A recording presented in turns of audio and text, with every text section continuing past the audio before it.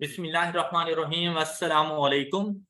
आज के लेक्चर में हम लोग डिस्कस करेंगे रिपोर्टिंग ऑपरेटिंग कैश फ्लोज। और इसमें हमारे पास सबसे पहले आ रहा है reporting cash flows from operating activity. जो कैश फ्लो स्टेटमेंट बनाने के लिए तीन एक्टिविटीज को हम लोगों ने डिस्कस किया था, operating activities, financing activities and investing activities. उनको जाकर हम लोग देखेंगे कि बेसिकली ऑपरेटिंग एक्टिविटीज के अंदर कौन से कैश इनफ्लोज शामिल होने हैं। तो यहां पर देखें, कहते हैं entity is required to report cash flows from operating activities using either the direct method or indirect method, whichever method is used. IAS 7 requires interest paid and tax paid to be separately disclosed. कहते हैं चाहे जो मर्जी आप लोग activities perform करें, लेकिन tax payments की अमाउंट्स और इंटरेस्ट पेमेंट्स के अमाउंट इसको सेपरेटली जाकर रिकॉर्ड करना है। यही वजह है कि ऑपरेटिंग एक्टिविटीज एंड होने से थोड़ा सा पहले हम लोग इनको लिखते हैं, tax paid and interest paid. फिर therefore cash flows from operating activities are usually presented in the following manner. और ये कुछ इस तरह से हमारे पास आ जाएंगे, चाहे ऊपर जो मर्जी मेथड हो उसको आप अप्लाई करते हुए आप लोग पहुंचेंगे कैश जनरेटेड फ्रॉम ऑपरेशन या यूज्ड इन ऑपरेशंस, इनफ्लो या आउटफ्लो। ये फाइंड कर लेने के बाद चाहे इसका जो मर्जी आंसर हो, आपने ये नहीं देखना कि पॉजिटिव में है या नेगेटिव में, कैश का इनफ्लो है या कैश का आउटफ्लो है, ये चीज आपने नहीं देखनी। इसको लिखने के बाद आप लोगों ने इस चीज के बारे में बताना है कि इंटरेस्ट पेड, इनकम पेड, और फिर आपके पास अमाउंट आ जानी है नेट कैश इनफ्लोज और आउटफ्लोज फ्रॉम ऑपरेटिंग एक्टिविटीज। इसी तरह से बेटा डिविडेंड के बारे में, तो उसके बारे में हम लोगों ने प्रीवियस लेक्चर में भी पढ़ा था कि डिविडेंड ऑपरेटिंग एक्टिविटीज का पार्ट भी बन सकता है या फिर फाइनेंसिंग एक्टिविटीज का पार्ट बन सकता है। डिविडेंड पेड तो वो आप पे डिपेंड करता है कि अगर आप लोग डिविडेंड पेड को ऑपरेटिंग एक्टिविटीज का पार्ट बनाते हैं तो आपने टैक्स पेड के बाद डिविडेंड पेड लिखना है, और फिर आपके पास आ जाएगा नेट कैश इनफ्लोज और आउटफ्लोज फ्रॉम ऑपरेटिंग एक्टिविटी। अब अगर इसने यहाँ पे नहीं लिखा, इट मींस दैट कि वो डिविडेंड पेड को फाइनेंसिंग एक्टिविटीज का पार्ट बना रहा है। ऑलराइट, अच्छा नेक्स्ट देखें अब the amount of interest paid. अच्छा, आप लोगों ने बेटा अपनी बुक बेसिकली स्टैंडर्ड को फॉलो करना है, तो आपकी ये जो स्टडी टेक्स्ट है ना, ये आपका स्टैंडर्ड ही है। सिर्फ बात इतनी सी है कि अब आपके पास स्टैंडर्ड की बुक नहीं है, तो स्टैंडर्ड से ही सब कुछ आपकी स्टडी टेक्स्ट में आया हुआ है, तो आपने हमेशा इसको फॉलो करना है। अब यहाँ पे देखें, amount of interest paid, tax paid may be calculated by preparing relevant T account, alternatively it may be simply calculated as. कि अमाउंट पेड हमारे पास क्या हो सकती है कि जो आपका इनकम स्टेटमेंट का एक्सपेंस हुआ, उस एक्सपेंस में आप लोग ऐड कर देंगे। अब हम लोग बात करने जा रहे हैं कि पेमेंट्स के हवाले से ओपनिंग एक्रूवल्स एंड क्लोजिंग एक्रूवल्स माइनस कर देंगे, तो कहते हैं आपके पास अमाउंट पेड की वैल्यू आ जाएगी, क्या इंटरेस्ट पेड की वैल्यू आ जाएगी। बेटा इंटरेस्ट पेमेंट्स में ना प्री पेमेंट्स नहीं होती रहती, इंटरेस्ट पेमेंट्स के अंदर प्री पेमेंट्स नहीं होती रहती, क्योंकि ये टाइम एंड पर दिया जाता है। और जब टाइम एंड पर दिया जाता है ना, ये या तो वहां तक का इंटरेस्ट हम लोग पे कर चुके होंगे, वहां तक का इंटरेस्ट पे कर देंगे जिस दिन हम लोग पेमेंट कर रहे होते हैं। और फिर सपोज के सेमी एनुअल बेसिस पर है, मैंने इंटरेस्ट के लिए जो अमाउंट ली थी, लोन की जो मैंने अमाउंट ली थी, वो मैंने ली थी 1 अप्रैल को, और हर 6 माह बाद मैं उसका इंटरेस्ट पे कर रहा हूं। तो पहला जो मैंने इंटरेस्ट की अमाउंट पे की होगी ना, हर 6 माह के बाद जो पहले इंटरेस्ट की अमाउंट पे की होगी, मैंने 1 अक्टूबर को पे कर दी होगी या सितंबर के एंड पर, 6 माह पूरे हो गए, मैंने वहां तक का इंटरेस्ट पे कर दिया। अगली पेमेंट कब जाके करूंगा? मार्च के एंड पर, नेक्स्ट ईयर। लेकिन मेरा अकाउंटिंग ईयर कब एंड हो जाता है? 31 दिसंबर को। तो जो इनकम स्टेटमेंट के अंदर मैं एक्सपेंस चार्ज करूंगा, जो मैंने पे किया है, सिर्फ वो चार्ज करूं या 9 मंथ्स का चार्ज करूं? 9 मंथ्स का, 1 अप्रैल से लेकर 31 दिसंबर तक का एक्सपेंस चार्ज करूंगा, तो ऐसा नहीं है कि जैसे मैंने पे किया 6 मंथ्स का, 3 मंथ्स अभी तक एक्रूवल्स हैं, अक्टूबर, नवंबर, दिसंबर एक्रूवल्स के तौर पर मौजूद है आपके पास। तो आपके पास ओपनिंग क्लोजिंग एक्रूवल्स मौजूद होंगे। तो आपसे कहता है कि आपने जब अमाउंट पेड फाइंड करनी है ना, एक्सपेंसेस में से ओपनिंग एक्रूवल्स ऐड कर देना और क्लोजिंग एक्रूवल्स माइनस कर देना, तो आपके पास अमाउंट पेड की वैल्यू आ जाएगी। देखें, स्टेटमेंट में जाकर आप लोग जरूर फाइंड कर सकते हैं, लेकिन अपने आप को मुश्किल में नहीं डालना, और ऐसा ना हो कि इन चक्रों में आप लोग अपना क्वेश्चन गलत कर बैठे। आप फौरन टी अकाउंट बनाया करें, चाहे टैक्स पेड है, डिविडेंड पेड है, इंटरेस्ट पेड है, इंटरेस्ट रिसीव्ड है, कुछ भी है, आपने टी अकाउंट बनाना है और वर्किंग में भी टी अकाउंट ही शो कर देना है अपना। अब यहां पर आपको पता है कि देखें भाई, अगर ओपनिंग एक्रूवल होगा तो उसको कौन सी साइड पे लिखूंगा? अच्छा, ये है ना, मैं एक्सपेंसेस से रेलिवेंट अकाउंट बनाने जा रहा हूं। अगर एक्रूवल्स होगा तो कौन सी साइड पे ओपनिंग एक्रूवल जाएगा? क्रेडिट साइड पे। और अगर एक्रूवल्स को क्लोजिंग हुआ तो ये देखें, क्या ये बात आपको क्लियर नहीं है? इसी तरह से अगर कोई प्रीपेड एक्सपेंस आ जाता है, मतलब जरूरी नहीं है कि इंटरेस्ट ही हो, कुछ भी एक्सपेंस आ सकता है और वो प्रीपेड हो, तो ओपनिंग प्रीपेड आप लोग कहां पे लिखा करेंगे? डेबिट। और अगर क्लोजिंग प्रीपेड आ जाए तो? अब जरूरी नहीं कि ये चारों चीजें ही हो हमारे पास, इनमें से कोई सी दो भी हो सकती हैं, दोनों एक साइड की भी हो सकती हैं, एक एक्रूवल हो सकता है, दूसरा प्रीपेड हो सकता है। जो भी सिचुएशन हो, टी अकाउंट ने सही हेल्प करनी है। स्टेटमेंट्स में फिर आपको सोचना पड़ेगा कि ओपनिंग एक्रूवल है, क्लोजिंग प्रीपेड है, तो पता नहीं ऐड करूं या लेस करूं। लेकिन अब यहां पर मैंने आपको स्टेटमेंट भी बता देनी है। अब देखिए, कैश पेड की अमाउंट कौन सी साइड पे लिखी जाएगी एक्सपेंसेस की सिचुएशन में? कैश पेड की amount expense account debit, cash account credit यहां पर आएगी। और एक्सपेंस जो इनकम स्टेटमेंट को चार्ज करना होगा वो कौन सी जगह पर आ जाएगा? बेटा, आपके पास इनकम स्टेटमेंट बन चुकी है, आपको इस वैल्यू का पता चल जाएगा वहां से, एक्सपेंस का। और ये जो वैल्यू आपने यहां पे फाइंड करनी होती है, ये आती है बैलेंसिंग वैल्यू के तौर पर। राइट, आपने कैश फ्लो स्टेटमेंट के लिए ये वैल्यू फाइंड करनी है। अब यहां पर अगर गौर से देखें तो उसने आपसे कहा कि भाई इनकम स्टेटमेंट एक्सपेंस में ऐड कर दो ओपनिंग एक्रूवल। ये क्योंकि एक ही साइड पे मौजूद है ना, तो एक साइड की तमाम वैल्यूज ऐड हो जाती हैं। तो कहते हैं एक्सपेंस में ऐड कर दो ओपनिंग एक्रूवल्स और लेस कर दो क्लोजिंग एक्रूवल्स, क्योंकि साइड चेंज कर रहा है।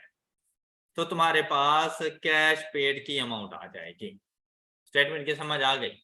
अब देखो, मुझे ये पता चल गया कि भाई मैंने अपने एक्सपेंसेस में ओपनिंग एक्रूवल्स ऐड करने हैं, क्लोजिंग एक्रूवल्स माइनस करने हैं, ओपनिंग प्रीपेड माइनस करने हैं और क्लोजिंग प्रीपेड लेस करने हैं। सॉरी, ऐड करने, ओपनिंग प्रीपेड लेस करने हैं एंड क्लोजिंग प्रीपेड ऐड कर, तो मेरे पास अमाउंट पेड की आ जाएगी। Got it? ये बात क्लियर? तो जो इसकी मुकम्मल जो डेफिनेशन है या इक्वेशन समझ लें, तो expenses for the year add accrued opening expense, add closing prepaid, less opening prepaid and less closing accruals is equal to cash paid. All right, अब अगर आप स्टेटमेंट भी बनाना चाहो, आपके लिए जरा भी मुश्किल नहीं है। क्या कि जाके एक रफ सा अकाउंट बनाओ, वहीं से आपको स्टेटमेंट का पता चल जाएगा, आके वो स्टेटमेंट लिख दो, फिर वैल्यूज पुट कर देना उसमें। ऑल राइट, अगर आप ऐसा करना चाहो, लेकिन परफेक्शन होनी चाहिए चीजों में। अब इस चीज को अब रट्टा नहीं लगाने की जरूरत, जैसे ही अकाउंट बनाओगे खुद ही पता चल जाएगा क्या ऐड करना है और क्या लेस करना। अब आपको एक उसने सिचुएशन दी, उसने कहा company had liabilities in its statement of financial position at the beginning and at the end of 2014 as follows. Beginning 2014 liability है, एक्रूअल्स 4000 का, एंड ऑफ ईयर 2017 6000 लाइबिलिटी है, उसने ऊपर ये आपको बता दिया था कि ये भाई आपकी लाइबिलिटीज है, मतलब एक्रूड एक्सपेंस है ये आपके पास ओपनिंग क्लोजिंग। कहते हैं during the year interest charges in profit और लॉस वर 22500। तो क्या कैश फ्लो स्टेटमेंट में 22500 लेकर जाए? नहीं, इंटरेस्ट पेड की अमाउंट लेकर जाएंगे। तो अब इस इंटरेस्ट पेड की अमाउंट का आइडिया हमें कहां से हो जाना है, ये देखें। मैंने ये कंप्लीट किसी भी एक्सपेंस का अकाउंट हो या इनकम का अकाउंट हो, ये 6 चीजें आती रहती हैं। इनमें से देखिए जो चीज आपको नहीं बता रहा आपने भी नहीं रिकॉर्ड करनी। ओपनिंग लायबिलिटी है तो यहां पर 4000, क्लोजिंग लायबिलिटी है तो यहां पर 6000, इनकम स्टेटमेंट को कितना चार्ज किया ड्यूरिंग द ईयर 22500, ना प्रीपेड ओपनिंग है ना ही क्लोजिंग है, तो देखिए ये आपके पास अमाउंट आ जाएगी 20500। ये इंटरेस्ट पेड आपकी कैश फ्लो स्टेटमेंट में चला जाएगा। तो क्या ऐसी सिचुएशन में कैश फ्लो स्टेटमेंट से रेलेवेंट इंटरेस्ट पेड की अमाउंट आप लोग फाइंड कर लेंगे? तो बेटा अब आपने ये बात याद रखनी है भाई कि जब आपके पास आते हैं ना आपके एक्रूड एक्सपेंसेस, अदर लायबिलिटीज, ये देखें ये क्रेडिटर्स का पार्ट तो बनते नहीं है ना, ये होती है एक्रूड एक्सपेंसेस का पार्ट बनेंगे या अदर लायबिलिटीज का पार्ट बनेंगे, पेबल्स में से चले जाएंगे।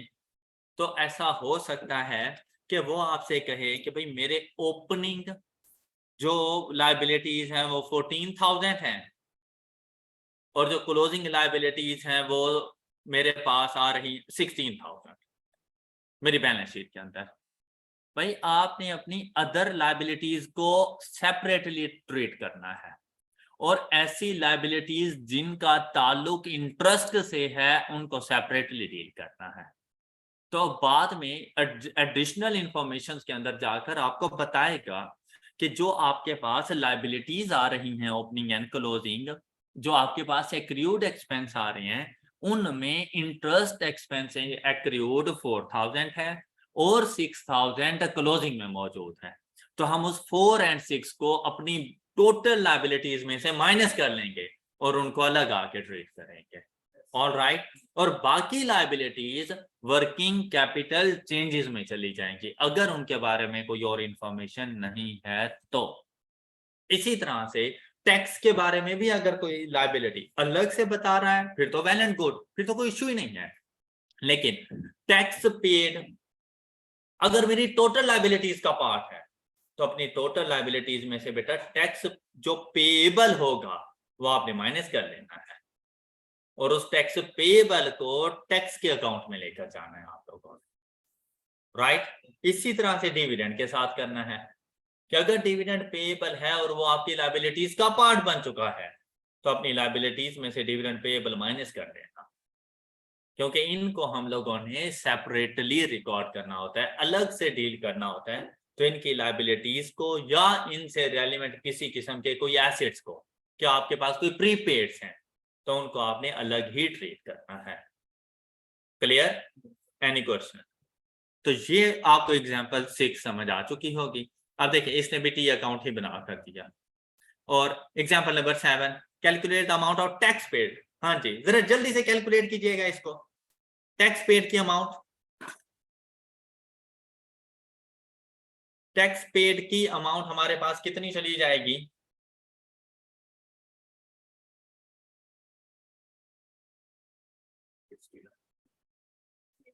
शाबाश, 69,000 टैक्स पेड। और ये अकाउंट आपके पास बन जाना है कुछ इस तरह से, ये आपने ओपनिंग लिखा, ये आपने क्लोजिंग लिखा, प्रॉफिट और लॉस अकाउंट की वैल्यू एक्सपेंस है तो इस साइड पर आएगा।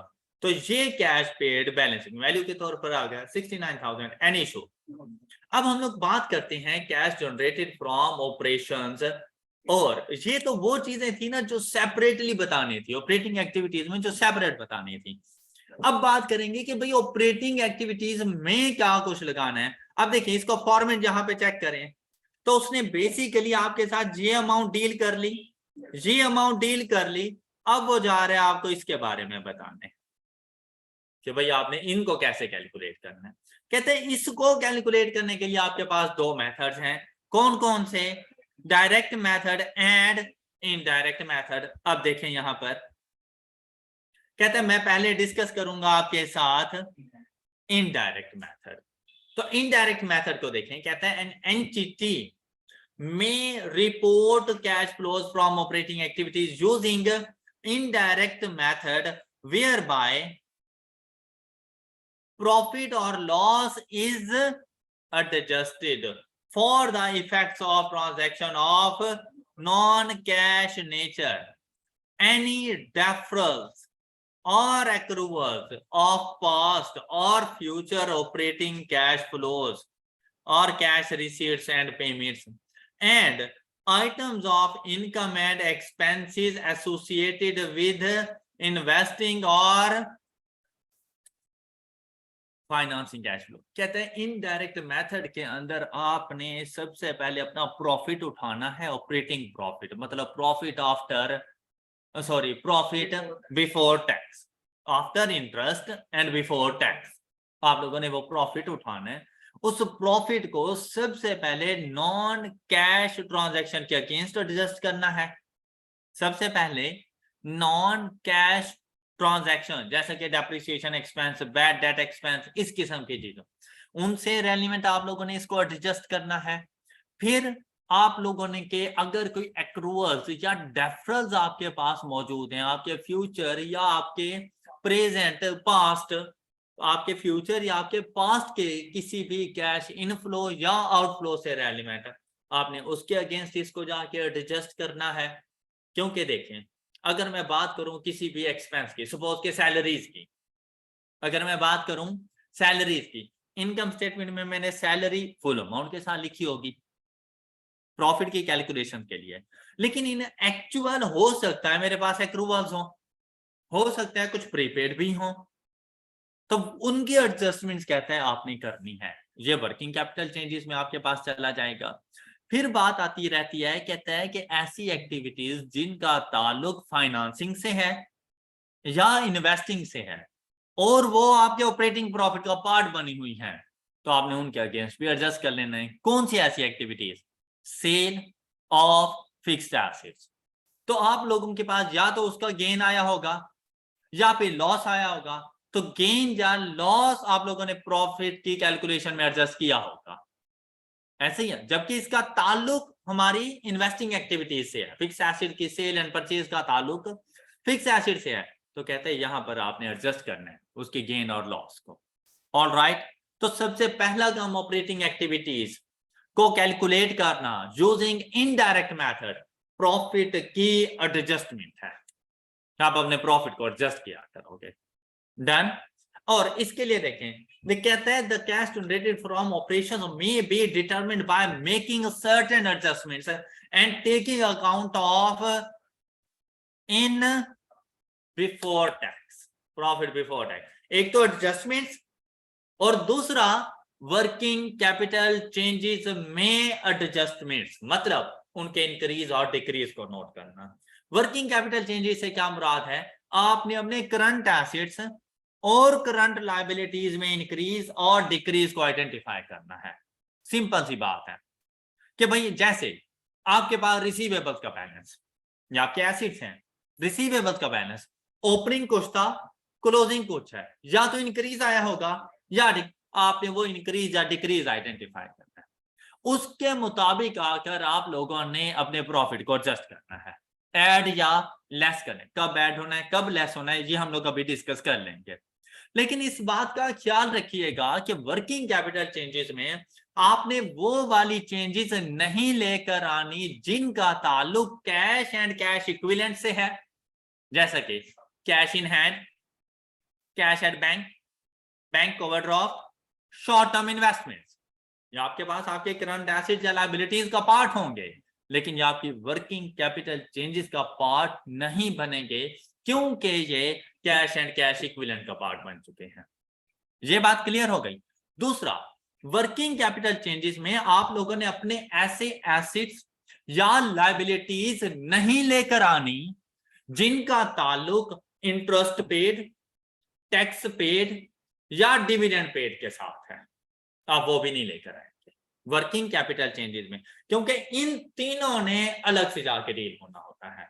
तो इनके रेलिवेंट एसेट्स मतलब अगर कोई प्रीपेड्स हैं और रेलिवेंट एक्सपेंसेस अगर कोई एक्रूवल्स हैं, इनको अलग से आपने डील करना है, इनको वर्किंग कैपिटल चेंजेस का पार्ट नहीं। तो आपने ये बात जरूर याद रखनी है क्या कि वर्किंग कैपिटल चेंजेस में cash and cash equivalent, tax, interest और डिविडेंड से रेलिवेंट अगर किसी किस्म की कोई एसेट्स या लायबिलिटीज हैं तो वो वर्किंग कैपिटल चेंजेस का पार्ट नहीं बनेंगे।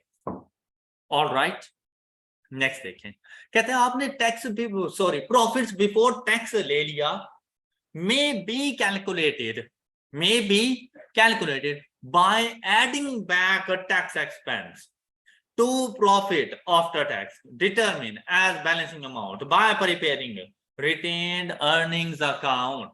अब कहते हैं यार ऐसा भी हो सकता है कि आपको प्रॉफिट बिफोर टैक्स ही ना दिया गया हो, आप लोगों को प्रॉफिट बिफोर टैक्स ही ना दिया गया हो और आप प्रॉफिट बिफोर टैक्स को डिटरमिन करें किस तरह से। कहते हैं आपको प्रॉफिट आफ्टर टैक्स मिल जाए, हमने कहा वो कहां से मिलेगा, कहते हैं रिटेन अर्निंग के अकाउंट से, कि आपके पास बैलेंस शीट होगी, हो सकता है इनकम स्टेटमेंट ना हो आपके पास, और इनकम स्टेटमेंट के लिए तो मुझे सिर्फ प्रॉफिट ही चाहिए था।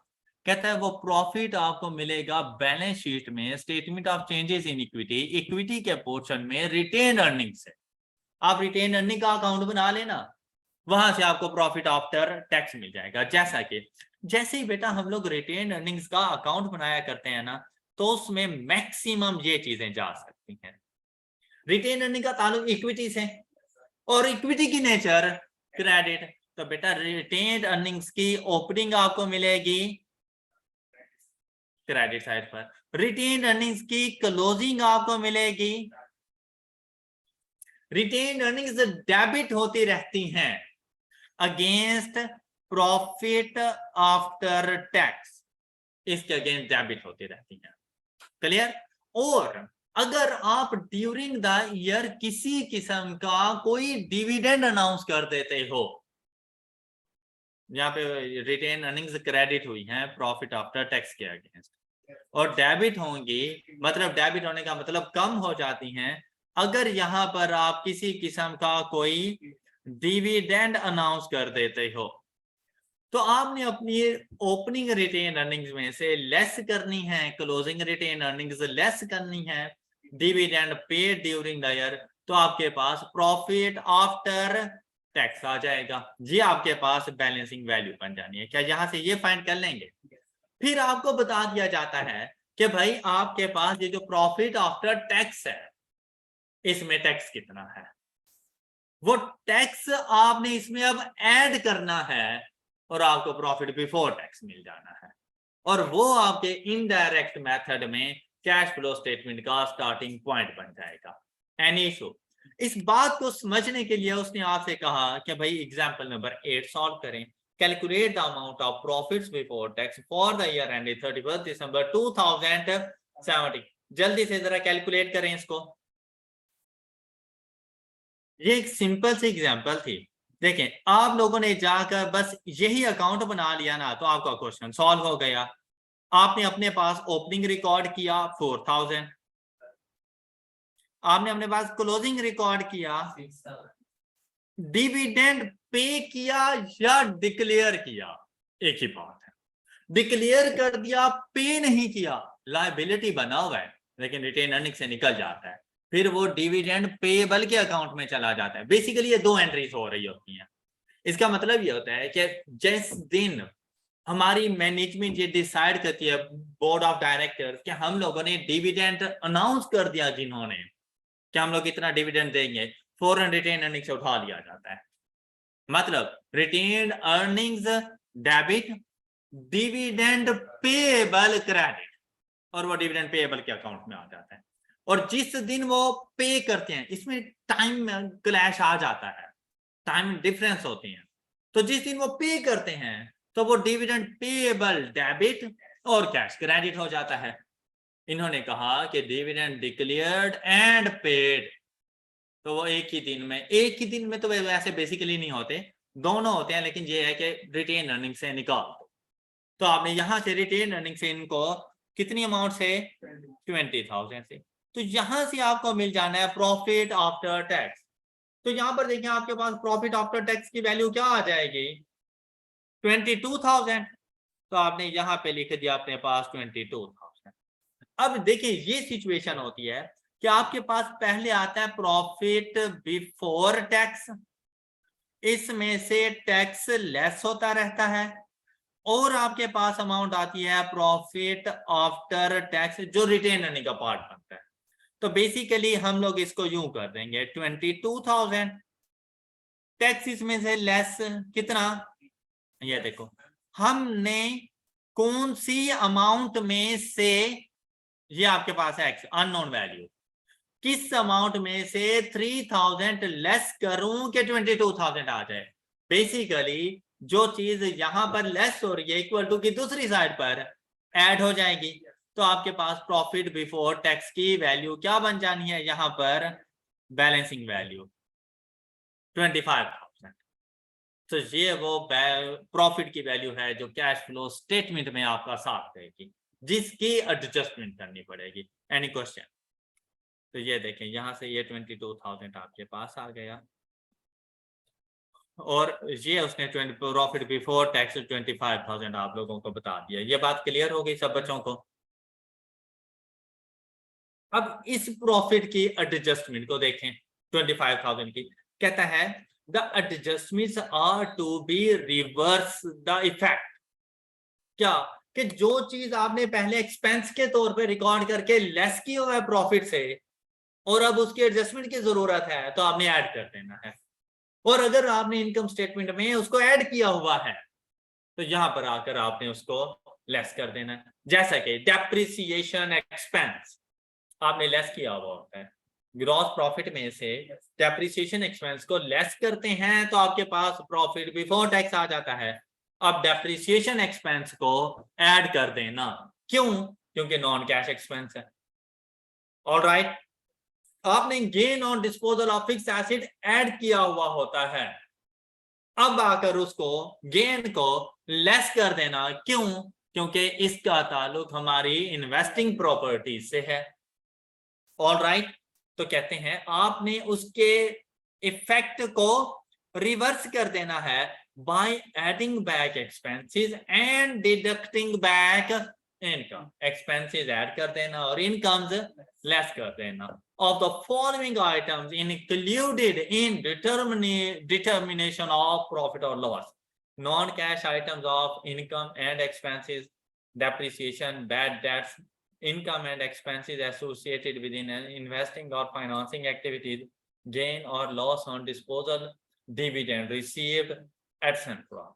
And then interest expense and finance cost, because separate disclosure of interest paid is आप लोगों ने अपने interest expense during the year, चाहे वो बिल्कुल ठीक डिडक्ट हुए हैं भी कैश एक्सपेंसेस, उसके बावजूद आपने ऐड करने हैं, एडजस्टमेंट्स में लेकर आने हैं। क्यों? क्योंकि उनको प्रॉफिट के अलावा अलग से जाके डिस्क्लोज करना है। तो आप लोगों ने अपने टैक्स तो वैसे भी शामिल नहीं होता ना, क्योंकि हमने जो प्रॉफिट लिया है ना वो प्रॉफिट बिफोर टैक्स लिया है, तो टैक्स तो वैसे भी इधर नहीं आएगा। लेकिन आफ्टर इंटरेस्ट लिया था, हम लोग इंटरेस्ट को डिडक्ट कर चुके हैं, आपने यहाँ पे इंटरेस्ट को ऐड कर देना है, चाहे सेम अमाउंट ही क्यों ना हो। Tax interest paid and interest charge as an expense, चाहे सेम ही क्यों ना हो, प्रॉफिट में से एडजस्ट करना है, ऐड करना है इंटरेस्ट को, और सेपरेटली जाकर उसको माइनस करना है। ऑलराइट, यही काम आपने डिविडेंड के साथ करना है कि अगर आपने कोई डिविडेंड रिसीव किया हुआ है तो आपने अदर इनकम में लिखा होगा उसको, तो आप उसका रिवर्सल डालो। और dividend received in actual during the year, वो आप लोग सेपरेटली जाके रिकॉर्ड करोगे। ऑलराइट, कौन सी एक्टिविटीज में जाके रिकॉर्ड करेंगे डिविडेंड रिसीव? हाँ, इन्वेस्टिंग, शाबाश, बहुत आला, लेस कर देंगे, ऐड करेंगे, रिसीव्ड है, कैश इनफ्लो है, जो पेड होता है वो लेस होता रहता है। पैसा आएगा हमारे पास, इनफ्लो है तो ऐड होगा, राइट। आई होप कि ये तीनों पॉइंट्स क्लियर हैं आप सब बच्चों को। अब देखिए जैसे जैसे आप आगे बढ़ते जाएंगे ना, आपको सारे पॉइंट्स क्लियर होते जाएंगे। अब वो बात करता है वर्किंग कैपिटल चेंजेस की। भाई वर्किंग कैपिटल चेंजेस आपके लिए जरा भी मुश्किल नहीं है। आपने सिर्फ एक बात याद रखनी है कि भाई कैश फ्लो स्टेटमेंट के अंदर वर्किंग कैपिटल चेंजेस में एसिड्स का ताल्लुक इनवर्स होना है, रिलेशनशिप जो होना है वो इनवर्स में आना है कि एसिड्स में इंक्रीज आपने आउटफ्लो के तौर पर रिकॉर्ड करना है, आपने लेस करके लिखना है। और एसिड्स में डिक्रीज आप लोगों ने इनफ्लो के तौर पे रिकॉर्ड करना है, मतलब ऐड कर देना है। एसिड्स जब आप लोग चेंजेस में लेकर आए तो उनके इंक्रीज को लेस करना है और उनके डिक्रीज को ऐड करना है, राइट। और जब आप बात कर रहे हो लायबिलिटीज की, तो लायबिलिटीज का ताल्लुक डायरेक्ट रिलेशनशिप आएगा। जैसे कि लायबिलिटीज में इंक्रीज है तो आपने भी इंक्रीज कर देना है, मतलब इनफ्लो के तौर पे रिकॉर्ड करना है। और अगर लायबिलिटीज में डिक्रीज है तो आपने कैश फ्लो में उनके डिक्रीज को लेस कर देना है, मतलब आउटफ्लो ही रिकॉर्ड करना है। All right, all right. अच्छा अब देखें, कहता है इंक्रीज इन एसिड्स, कि अगर एसिड्स में इंक्रीज है तो बताएं कैश फ्लो स्टेटमेंट में क्या करूंगा, लेस कर दूंगा। ओके, तो कहता है cash flow, cash paid to purchase inventory. Inventory को परचेज करने के लिए हम लोगों ने कैश पे कर दिया। फिर क्या कहता है, डिक्रीज इन एसिड कैश, अच्छा इंक्रीज इन एसिड कहता है कि कैश आउटफ्लो के तौर पर जाएगा। इंक्रीज हुआ एसिड्स में, हम लोग क्या करेंगे, लेस कर देंगे। डिक्रीज हुआ एसिड्स में, हम लोग क्या करेंगे, इनफ्लो के तौर पर ऐड कर देंगे। क्यों, कहता है कैश रिसीव्ड फ्रॉम रिसीवेबल्स। क्या आप लोगों ने रिसीवेबल से कैश रिसीव कर लिया होगा तो आपके पास पैसा आया है तो आप इनफ्लो के तौर पर रिकॉर्ड करो। फिर कहते हैं लायबिलिटीज में अगर इंक्रीज है तो बताएं इनफ्लो रिकॉर्ड करूं या आउटफ्लो, इनफ्लो, शाबाश। और अगर डिक्रीज है लायबिलिटीज के अंदर तो फिर आउटफ्लो। कहते हैं इंक्रीज है लायबिलिटीज में, इसका मतलब आपने अपने कस्टमर से एडवांस ले लिया, एग्जांपल दे रहे हैं, लायबिलिटीज में इंक्रीज की। लायबिलिटीज में डिक्रीज कब आएगा, क्या आप अपने सप्लायर को पे कर चुके हैं। बात क्लियर होगी सब बच्चों को, कोई इशू। अच्छा अब देखें, फॉलोइंग वर्किंग कैपिटल चेंजेस, और अब इस बात का आपने जरूर ख्याल रखना है कि क्या चीज शामिल है, क्या चीज शामिल नहीं है। अब देखिए working capital changes, current assets, current liabilities आपने देख लिए, लेकिन आपके करंट एसेट्स में भी काफी सारी चीजें होती हैं जो कि आपने सारी शामिल नहीं करनी। उनमें सबसे पहली चीज आ जाती है कैश एंड कैश इक्विवेलेंट। क्या मैं आपके साथ एक्सप्लेन कर नहीं चुका, और इनको हम लोगों ने अवॉइड करना होता है क्योंकि ये फिर डुप्लीकेशन हो जाएगी, इनको अलग से हम लोगों ने ट्रीट किया होगा। फिर क्या आ जाता है, कहते हैं other receivables relating to non current assets because they are relevant to. बेटा अगर आपके पास आपके कोई प्रीपेड मौजूद हैं, आपके कोई करंट एसेट्स या आपके कोई करंट लायबिलिटीज अदर पेबल्स मौजूद हैं, लेकिन वो इसीलिए पेबल्स हैं कि आपने एक फिक्स एसेट परचेज किया है और वो क्रेडिट पर है। फिक्स एसेट परचेज किया है और वो क्रेडिट पर है। बेटा इस किस्म की जो लायबिलिटी होगी इसको आप लोगों ने वर्किंग कैपिटल चेंजेस में शामिल नहीं करना क्योंकि इसका ताल्लुक इन्वेस्टिंग एक्टिविटी से। ओके, बात क्लियर हो गई। फिक्स एसेट का परचेज करना, और अगर कैश दे दो तो जितनी कैश की अमाउंट आपने पे की है वो तो इन्वेस्टिंग एक्टिविटी में चली जाएगी। भाई मेरा एक एसेट था 100% अमाउंट का, 100 रुपीज का, उसमें से 60 रुपीज मैंने पे कर दिया, 40 रुपीज मेरी लायबिलिटी है, 50 rupees outflow of cash, 60 rupees outflow of cash, वो 60 रुपीज इन्वेस्टिंग एक्टिविटी का पार्ट बन जाएगा। ये बात क्लियर हो गई। 40 कहाँ गए यार, आपकी लायबिलिटीज में आएगा, आपके एक्रूवल्स का पार्ट बन जाएगा, अब या अदर पेबल्स का पार्ट बन जाएगा। इस 40 का ताल्लुक किस चीज से है?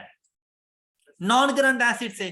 तो बेटा नॉन करंट एसिड से ताल्लुक है अगर लायबिलिटीज या एसिड्स का, तो उसको आप लोगों ने वर्किंग कैपिटल चेंजेस में अकाउंट फॉर नहीं कर, तो अपनी लायबिलिटीज में से वो 40 माइनस कर देना, एडजस्ट कर लेना अपनी लायबिलिटीज।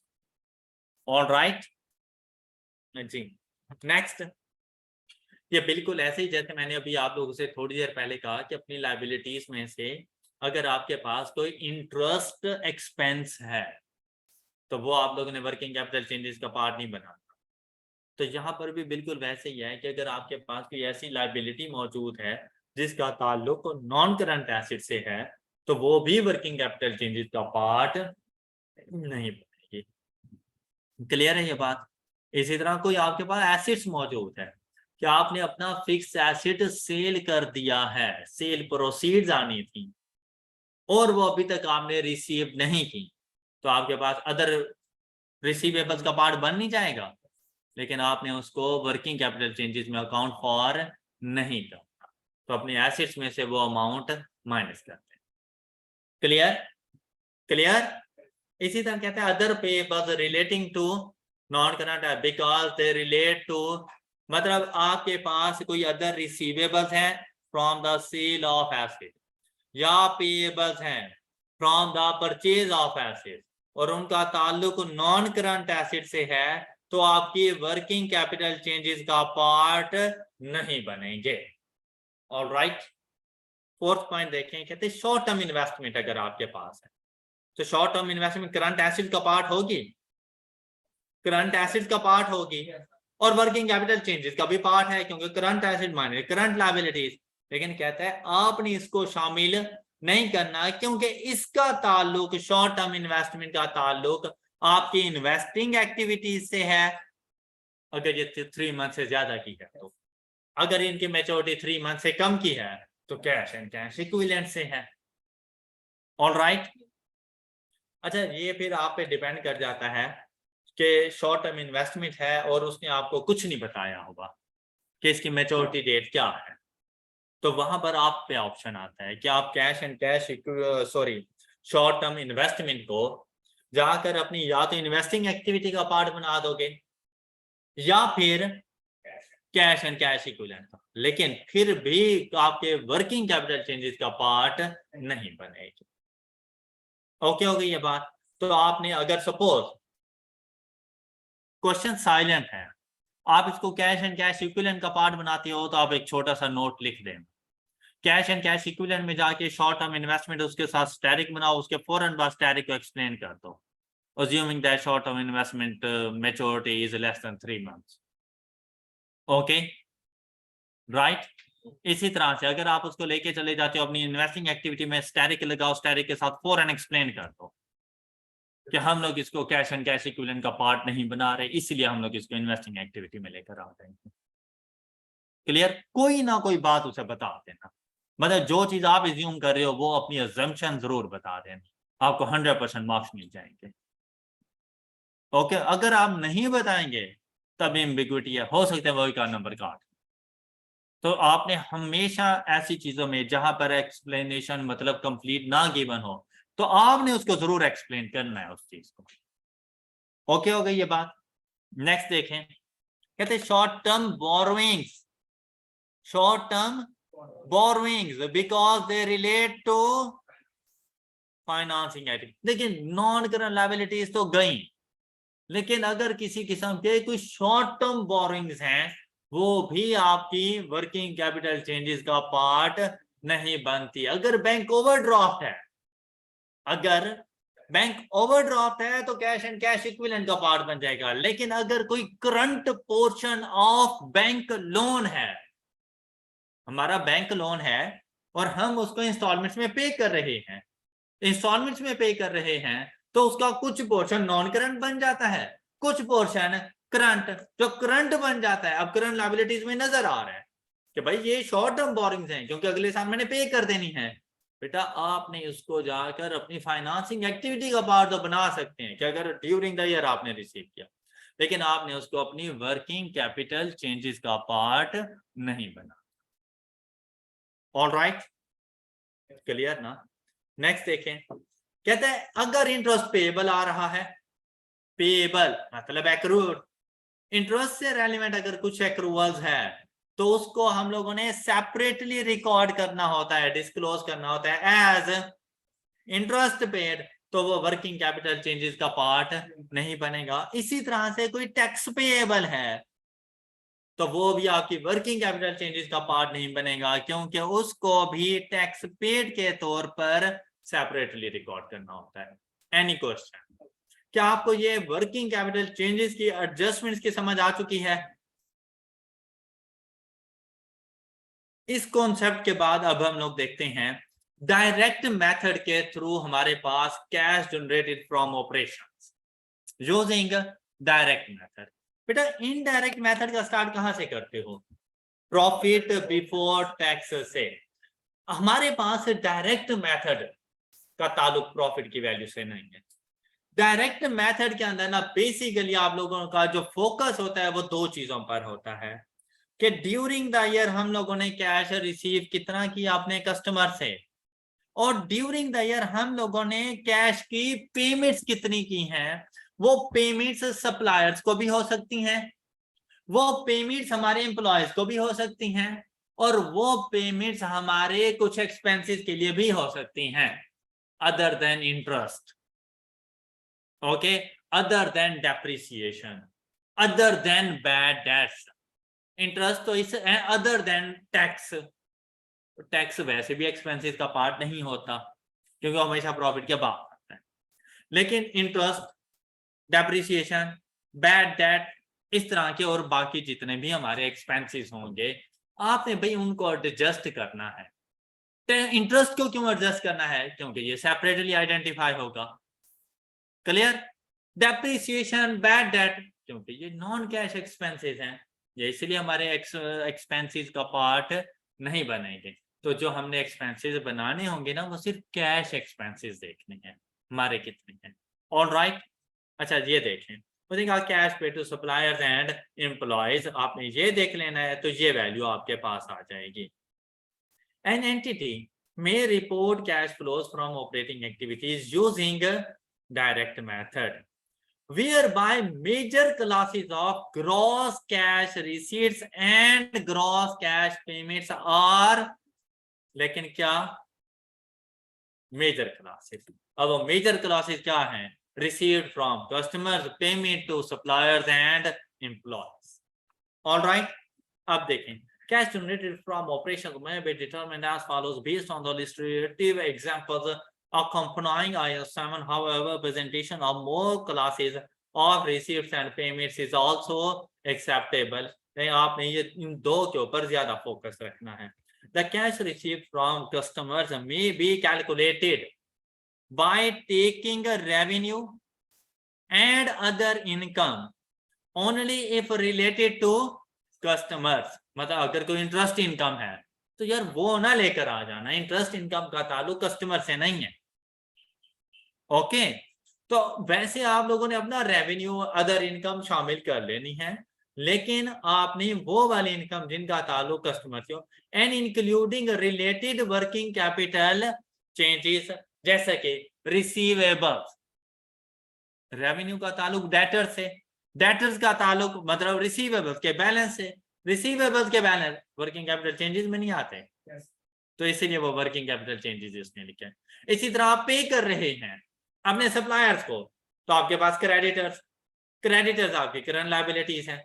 आप एक्सपेंसेस के लिए पे कर रहे हैं, एम्प्लॉयज को पे कर रहे हैं, एक्सपेंसेस आपके लिए एक्रूड एक्सपेंस भी हो सकते हैं, आपकी लायबिलिटीज का पार्ट होंगे।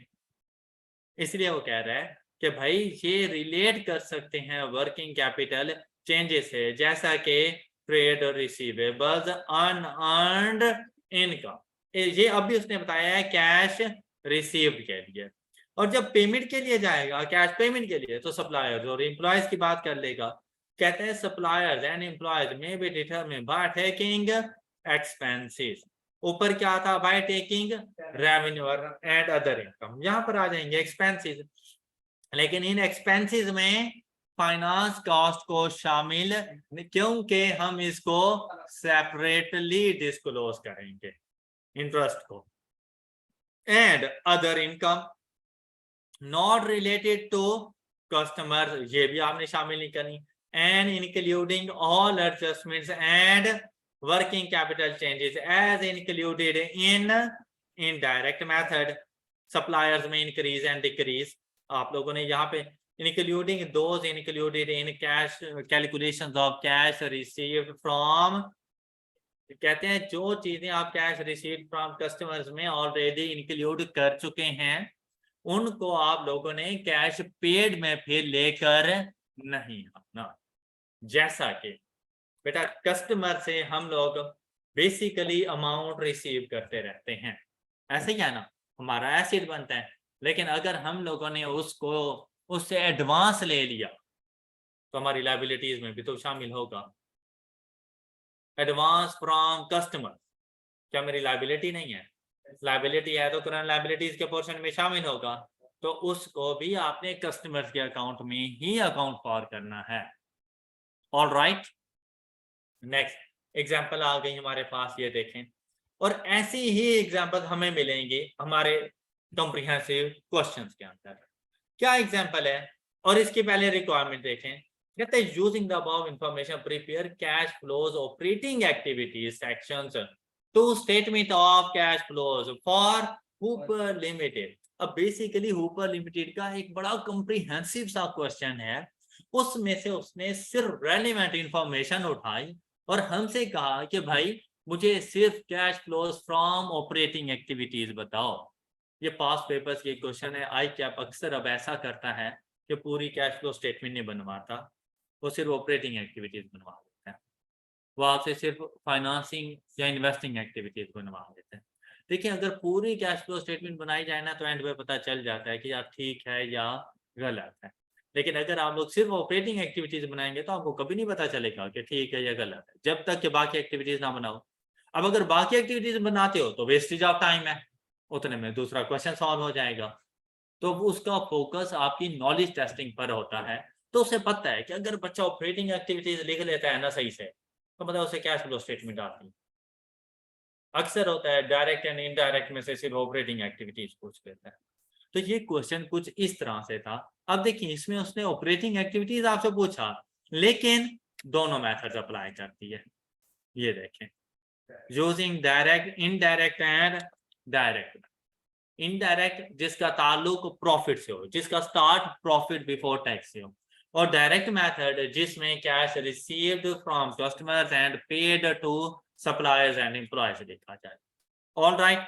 अच्छा अब आपके पास भाई अब 20 नंबर के क्वेश्चन का ना स्टार्ट हो चुका है, और अगर ऐसा क्वेश्चन आता है ना ये 8 to 10 मार्क्स का है, और अगर किसी एक एक्टिविटी से रेलिवेंट आता है तो 5 to 6 मार्क्स का है। Got it? अब आप उस लेवल तक पहुंच चुके हैं कि आप हाफ कैश फ्लो को अटेम्प्ट कर सकते हैं। अब यहां पर देखिएगा जरा बेटा, आपको इनकम स्टेटमेंट बता दी। इनकम स्टेटमेंट में sales, cost of sales, gross profit, distribution cost, admin expenses, interest charges, profit before tax, taxation and profit after tax. और उसके बाद आपसे क्या कहता है कि भाई बैलेंस शीट के extracts, inventory, receivables, payables, accrued salaries, accrued interest charges and tax payable, opening and closing आपको दोनों बता दिए गए। कहते हैं डेप्रिसिएशन एक्सपेंस 25,000 रुपए है इंक्लूडिंग इन प्रॉफिट और लॉस। अब अगर हम लोग बात करें इनडायरेक्ट मेथड की, अब देखिए अपना फोकस रखिएगा। इनडायरेक्ट मेथड की बात करें बेटा, इनडायरेक्ट मेथड में आपने सबसे पहले यहां पर प्रॉफिट बिफोर टैक्स को उठा लेना है। प्रॉफिट बिफोर टैक्स कितना है आपके पास? आपने ये उठा लेना है प्रॉफिट बिफोर टैक्स। उसके बाद आपने नॉन कैश एक्सपेंसेस को एडजस्ट करना है, और नॉन कैश एक्सपेंसेस में बेटा ऊपर ये सारे स्टेटमेंट छोड़ दें, उसने आपको एडिशनल इंफॉर्मेशन देनी है। तो एडिशनल इंफॉर्मेशन से मुझे पता चल गया क्या चीज, ये मैं ऐड करूं या लेस करूं? ये मैं ऐड कर दूंगा, शाबाश। और दूसरी चीज, जितना भी इंटरेस्ट एक्सपेंस हो आपने यहां से उठा लेना है, एडजस्टमेंट्स में लेके चले जाना है। अब देखें, इंटरेस्ट एक्सपेंस एडिशनल में बताए या ना बताए, आपने यहां से इसको उठाना है, क्योंकि इसको सेपरेटली जाके डिस्क्लोज करना। यहां से ना उठाया तो डुप्लीकेशन हो जानी है, तो इसलिए पहले यहां से माइनस करना है इसको। सॉरी, माइनस तो क्या पहले से किया हुआ है, ऐड करना मतलब रिवर्सल इसका रिकॉर्ड करते हैं। तो ऐड कर देंगे इंटरेस्ट, ऐड कर देंगे डेप्रिसिएशन, आपका प्रॉफिट ठीक हो जाएगा। और आप यहां तक ये देखिए ये पहुंच गए 190 adjustments, right, depreciation and finance का, और ये आपका प्रॉफिट एडजस्ट हो गया है। और इसे कहना है आपने ऑपरेटिंग प्रॉफिट। अब आ जाना है वर्किंग कैपिटल चेंजेस के ऊपर। जब वर्किंग कैपिटल चेंजेस का ताल्लुक आपकी बैलेंस शीट से है, आपने करंट एसेट्स एंड लायबिलिटीज, सबसे पहली चीज आपने यहां पर देखा कि भाई इन्वेंट्री इंक्रीज है या डिक्रीज है, पहले इस चीज को देखा करो। अब जैसे 118 से 124 हो गई तो 6000 का इंक्रीज है। ट्रेड रिसीवेबल्स 233 से 219 हो गए, 14,000 का डिक्रीज है। ट्रेड पेबल 102 125 22,000 का 23,000 का इंक्रीज है, शाबाश। इसी तरह से एक्रूड सैलरीज, तो यहां पर भी 3,000 डिक्रीज। एक्रूड इंटरेस्ट चार्जेस, ये वर्किंग कैपिटल चेंजेस का पार्ट नहीं बनते हैं, all right. And tax payables working capital changes का पार्ट नहीं, सेपरेटली रिकॉर्ड किए जाते हैं। अब यहां पर देखें बेटा, कैश एंड कैश इक्विवेलेंट की जरूरत नहीं थी, तो मैंने कौन सी कैश फ्लो स्टेटमेंट को कंप्लीट करना है, तो इसलिए कैश एंड कैश इक्विवेलेंट की जरूरत है, उससे रेलेवेंट उसने इंफॉर्मेशन भी नहीं थी। अब आपने ये देखना है कि भाई ये इनफ्लो है या आउटफ्लो है, तो एसेट्स में इंक्रीज आउटफ्लो, एसेट्स में डिक्रीज इनफ्लो। इंक्रीज है एसेट्स में ये आउटफ्लो, डिक्रीज है ये इनफ्लो, और लायबिलिटीज में इंक्रीज इनफ्लो और डिक्रीज, ये चार वैल्यूज आपने इस हेड के अगेंस्ट आके इस तरह से लिख देनी है। क्या ये बात समझ आ गई आप लोगों को? आपने ऑपरेटिंग प्रॉफिट के बाद वर्किंग कैपिटल चेंजेस को लिख लिया। आई होप कि ये बात अब क्लियर हो गई आप लोग। कोई मुश्किल है अब इसमें? सेम वैसी वर्किंग कैपिटल चेंजेस, वही हेड लिखे, उनके ओपनिंग क्लोजिंग का डिफरेंस लेता गया और जाकर सामने उसने लिख दिया, कोई मसला।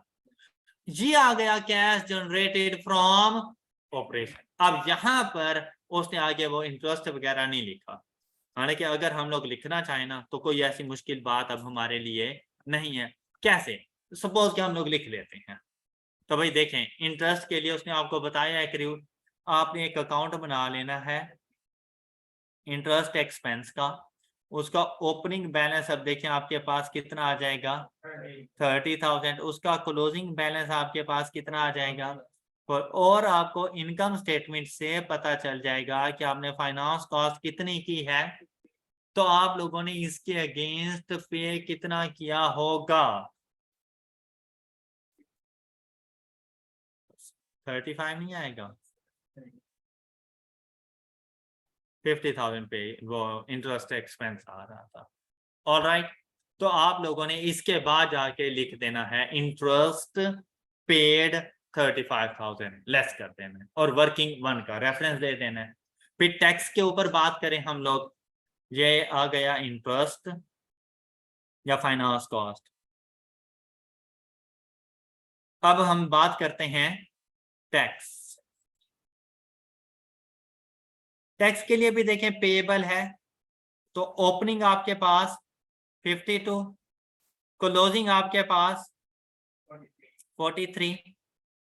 इनकम स्टेटमेंट को कितना चार्ज किया, तो ये देखें यहां से हमें पता चल गया 40,000, ये 40,000 यहां पर आ जाएगा, और हम लोगों ने कैश कितना पे किया 49। टैक्स पेड 49,000, ये भी आप लोग लेस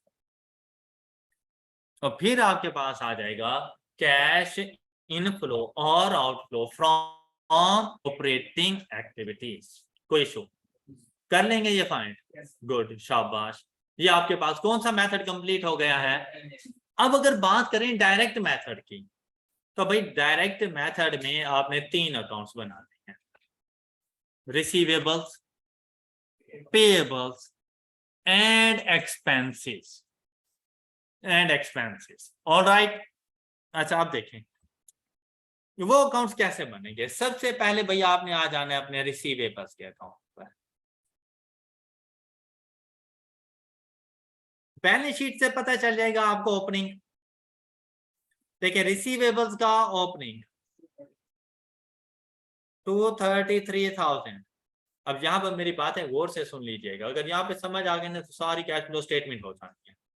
क्लोजिंग और कैश रिसीव्ड फ्रॉम कस्टमर्स को कैलकुलेट करना ज्यादा इजी है। यहां पर देखें क्लोजिंग 219, यहां पर आपने अपना लिख देना है रेवेन्यू। अब रेवेन्यू से रेलेवेंट क्या कोई और इंफॉर्मेशन है हमारे पास? तो आपने 1,280,000 ही जाके लिख देना है। क्लियर? चाहे ये कैश पे है चाहे ये क्रेडिट पे है, आपने ये नहीं सोचा, हमने टोटल रेवेन्यू लिख देना है। ओके, और रेवेन्यू से रेलेवेंट उसने कहा था अदर इनकम भी शामिल कर देना, लेकिन उसने बाद में आपको बता दिया था कि कौन सी इनकम शामिल नहीं करनी। अगर कोई ऐसी इनकम जो किसी और हेड में जा रही हो तो वो आपके रेवेन्यू का पार्ट नहीं, तो उसके अगेंस्ट हम लोग माइनस कर देंगे। लेकिन अब यहां पर ये हमारे पास आ जाएगा 1,280,000। फिर आपने रिसीवेबल्स के अकाउंट को देखना है कि भाई क्या किसी किस्म के कोई बैड डेट हुए, कोई डिस्काउंट दिया हो हम लोगों ने, कोई कॉन्ट्रा सेटलमेंट हुई हो। तो अगर ऐसा कुछ होता तो आपको बता देता, तो कुछ नहीं है।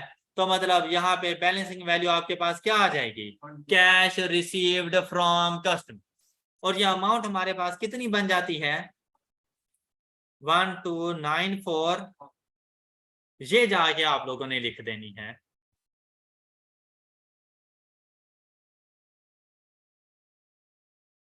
अच्छा ये उसने ये इंटरेस्ट वगैरह लिखे हुए हैं यहाँ पर। ओके, ये वैसे डायरेक्ट मेथड की बात उसने कर दी। कैश रिसीव्ड फ्रॉम कस्टमर्स 1,294,000, तो ये देखो ये आ गया कैश रिसीव्ड फ्रॉम कस्टमर। ये बातें क्या आप सब बच्चों को क्लियर हो गई हैं? ये देखो रेवेन्यू में से उसने वर्किंग कैपिटल चेंजेस को एडजस्ट कर दिया, तो ज्यादा अच्छा नहीं है कि आप लोग अकाउंट बना लिया करें।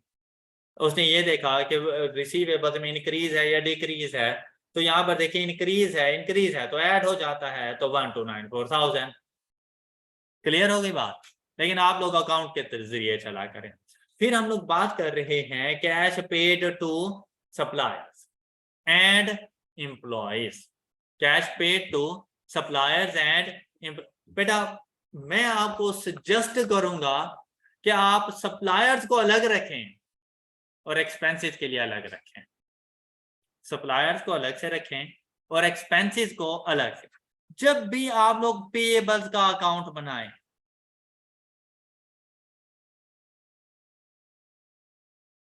अब इसके ओपनिंग बैलेंस और क्लोजिंग बैलेंस आपको मिल जाएंगे आपकी बैलेंस शीट से। ये देखें पेएबल्स के लिए 102, 125, 102 एंड 125। ये बात क्लियर हो गई आप सब बच्चों को? अच्छा फिर बेटा पेएबल्स में मेरे ख्याल से यहाँ पर परचेजेस आती रहती हैं और यहाँ पर कैश पेड की वैल्यू आती है। मैंने कोई डिस्काउंट नहीं रिसीव किया होगा, ऐसी कोई परचेजेस रिटर्न भी नहीं है मेरे पास, कोई कॉन्ट्रा सेटलमेंट भी नहीं है मेरे पास, तो यहाँ पर कैश पेड की अमाउंट आ जाएगी। लेकिन बेटा यहाँ पर परचेजेस आएंगी, और परचेजेस किसका पार्ट बनी हुई है?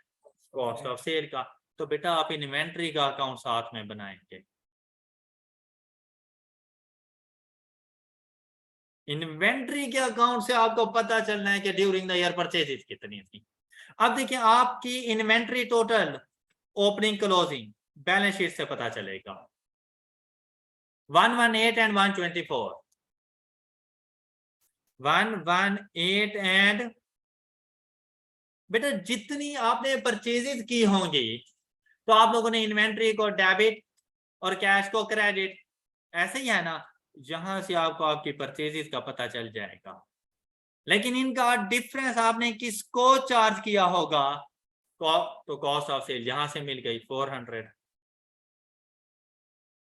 राइट। तो इस वर्किंग टू, अगर मैं इसको वर्किंग टू कहूं तो आपने इसको वर्किंग 2.1 कह देना है, क्योंकि वर्किंग टू की सपोर्ट के लिए बनाया जा रहा है, तो 2.1 कह देना इसको। अब यहां से आपको परचेजेस का पता चल जाएगा। देखिए आपकी परचेजेस कितनी हुई हैं, ये 406 यहां पे चला जाएगा।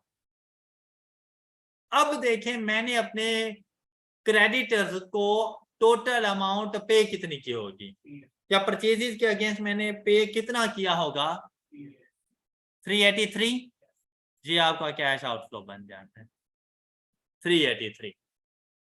ऑल राइट, फिर आपने आ जाना है अपने एक्सपेंसेस के अकाउंट पर।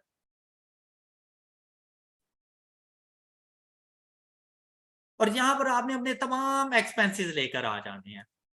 सबसे पहले बैलेंस शीट के पास जाएंगे और देखेंगे कि भाई एक्सपेंसेस से रेलिवेंट क्या कोई एक्रूवल या प्रीपेड, तो पता चल गया 8 एंड 5। तो आपने भाई जाके यहाँ पे सारे एक्सपेंसेस, तो उनमें सैलरीज भी शामिल हैं, तो ओपनिंग एंड क्लोजिंग, ये आपके पास 8000 और ये आपके पास 5, ऐसे ही है ना। अब आ जाए एक्सपेंसेस के पास। बेटा कॉस्ट ऑफ सेल एक्सपेंस है, लेकिन उसको अलग ट्रीट कर चुका हूं, तो अब इन एक्सपेंसेस में नहीं लेकर आना। इन एक्सपेंसेस में आपने ग्रॉस प्रॉफिट के बाद वाले एक्सपेंसेस लेकर आने हैं। लेकिन अब देखें डिस्ट्रीब्यूशन कॉस्ट ये आएगा, एडमिन एक्सपेंसेस ये आएगा, इंटरेस्ट चार्ज एक्सपेंस है, लेकिन इधर क्यों सेपरेटली चार्ज करने। बात क्लियर हो गई। तो आपने यहां से देखने अपने टोटल एक्सपेंस, तो ये बताइए टोटल एक्सपेंस आपके कितने हो गए हैं, इन दोनों का टोटल आपके पास कितना आ रहा है, 640,000। लेकिन इसमें से नॉन कैश एक्सपेंस माइनस करते हैं, और नॉन कैश एक्सपेंस आपके पास क्या था, डेप्रिसिएशन एक्सपेंस 25, वो आपने बेटा इसमें से लेस कर देना है। मतलब आपने एक्सपेंसेस को भी थोड़ा सा एडजस्ट करना है। तो आपके कैश एक्सपेंसेस इन टोटल कितने आ जाते हैं, 615। ये वो एक्सपेंस हैं जो आपकी इनकम स्टेटमेंट का पार्ट बने हुए हैं, तो कहां पर आएंगे, यहां 615। तो मैंने इनके अगेंस्ट कैश पे कितना किया होगा ड्यूरिंग द ईयर, 618।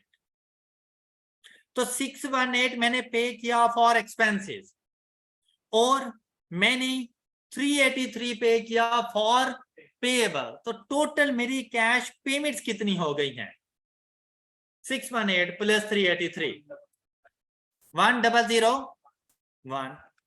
ये ले, तो क्या ये अच्छी बात नहीं है कि आप इसको 3 हेड में लेके चले जाओ, cash receipt from customer, cash paid to suppliers and cash paid for expenses. Got it. तो यहां पर देखें ये आपके पास अमाउंट आ गई 293,000। तो यहां पर भी देखें क्या सेम अमाउंट नहीं है, और नीचे जो interest expense and tax paid है वो बेटा सेम ही रहेगा दोनों सिचुएशन में। दोनों सिचुएशन में देखें 293, चाहे डायरेक्ट मेथड है, चाहे जो डिफरेंस आता है ना वो इससे पहले पहले तक, सिर्फ मेथड में चेंज है, वैल्यू में भी कोई चेंज नहीं है। ऑल राइट, आई होप कि आपको ये एग्जांपल अच्छे तरीके से समझ आ चुकी होगी। आप लोगों ने एग्जांपल नंबर 10 और इसके ऑनवर्ड थोड़ी बहुत प्रैक्टिस करके आनी है। इंशाल्लाह हम लोग नेक्स्ट लेक्चर में डिस्कस करेंगे। That's all for today. अपना ख्याल रखिएगा। अल्लाह हाफिज।